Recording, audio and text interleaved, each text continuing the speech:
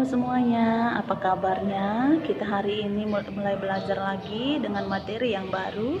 Ibu harapkan semua dapat memahami isi video ini dan Ibu harapkan semua dapat mengerti. Silakan kita simak penjelasan Ibu berikut ini. Klasifikasi jamur. Jamur memiliki 4 kelas. Yang pertama kelas Zygomicota. Nah, kelas Zygomicota ini memiliki ciri-ciri. Yang pertama, hifanya tidak bersekat. Nah, bagaimana hifa yang tidak bersekat? Perhatikan gambar berikut. Ini adalah hifa. Nah, hifa ini tidak ada sekat-sekat atau pembatas-pembatasnya. Kemudian dia memiliki inti lebih dari satu. Kemudian kelas Zygomicota itu struktur tubuhnya memiliki hifa rhizoid. Kemudian ini adalah hifa stolon. Yang tegak ke atas ini adalah sporangiopor. Di ujung sporangiopor terdapat gelembung yang namanya sporangium, di mana sporangium ini adalah sebagai kotak spora atau penghasil spora. Nah, dinding sel pada jamur ini terbuat dari zat kitin. Reproduksi jamur Zygomicota itu terjadi dengan dua cara, yaitu secara seksual dan secara aseksual. Nah, reproduksi secara aseksual di mana sporangium ini akan melepaskan spora. Nah, spora-spora ini akan jatuh di lingkungan yang lembab, akan membentuk hifa yang baru, dan hifa ini akan bertumbuh menjadi miselium dan jamur yang baru.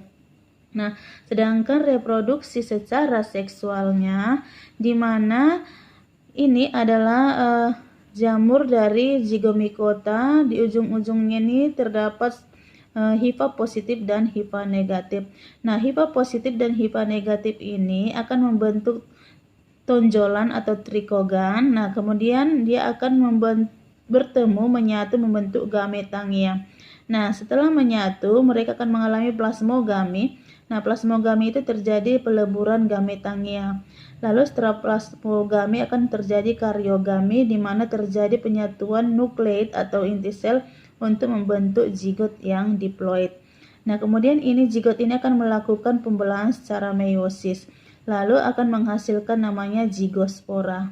Nah, zigospora inilah yang akan berkecambah membentuk sporangium, di mana sporangium ini akan menghasilkan spora. Nah, spora ini akan masuk ke reproduksi aseksual. Kemudian kelas yang kedua pada jamur yaitu ada kelas Ascomycotina. Nah, kelas Ascomycotina ini memiliki ciri-ciri hifanya bersekat-sekat. Nah, contoh hifa yang bersekat adalah ini. Ya, ada sekat-sekatnya. Kemudian Ascomycotina ini memiliki askus yang berbentuk seperti mangkuk, ya. Kemudian dia hidupnya saprofit, parasit, dan dapat bersimbiosis juga dengan ganggang hijau dan ganggang biru. Nah, reproduksi dari Ascomycotina ini juga terjadi secara seksual maupun secara aseksual. Nah, perhatikan reproduksi Ascomycotina berikut ini. Nah, secara aseksual di mana dia menghasilkan conidia. Nah, conidia ini akan berkecambah, dia berkecambah akan bentuk hifa dan miselium, ya. Kemudian, nah, miselium ini akan menghasilkan ascogonium, ini adalah kelamin betina, dan antheridium adalah kelamin jantan. Mereka menyatu membentuk trikogin. Nah, trikogin ini akan menghasilkan berkembang menjadi ascocarp. Ya, ini ascocarp.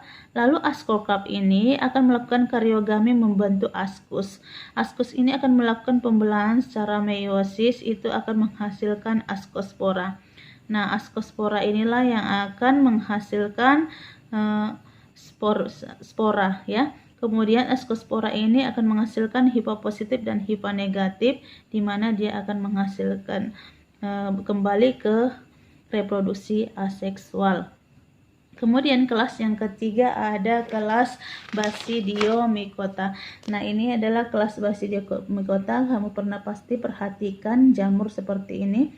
Ciri-cirinya itu dia memiliki hifa yang bersekat, kemudian memiliki basidium atau tubuh buah itu berbentuk payung. Nah, hidupnya bisa juga parasit, saprofit, dan dapat bersimbiosis dengan ganggang hijau dan ganggang biru. Nah, reproduksi Basidiomycota juga terjadi secara aseksual dan secara seksual. Nah, ini adalah reproduksi dari Basidiomycota. Nah, reproduksi seksualnya di mana Basidiokarp ini atau tubuh buah ini di bagian payungnya ini terdapat basidia. Nah, basidia ini melakukan perkembangan pembelahan meiosis membentuk basidium. Nah, basidium ini akan menghasilkan hifa positif dan hifa negatif, di mana ini akan menyatu melebur membentuk basidiospora. Nah, inilah reproduksi seksual dari Basidium. Reproduksi aseksual pada Basidiomycota yaitu dengan membentuk spora atau conidia. Nah, kelas yang keempat yaitu kelas Deuteromycota atau Deuteramycotina. Nah, ini jenis jamur yang bersifat mikroskopis dan dia disebut juga fungi imperfecti atau jamur tidak sempurna. Kenapa dikatakan jamur tidak sempurna? Karena reproduksi seksualnya sampai sekarang belum diketahui, hanya diketahui reproduksi aseksualnya yaitu dengan membentuk conidia dan membentuk blastospora atau berbentuk tunas dan artospora atau pembentukan spora dengan bentuk benang-benang. Nah, Deuteromycotina ini biasanya menyebabkan penyakit pada manusia, hewan, dan tumbuhan. Nah, kalau pada manusia dia bisa menyebabkan penyakit panuh, kurap, dan kutu air.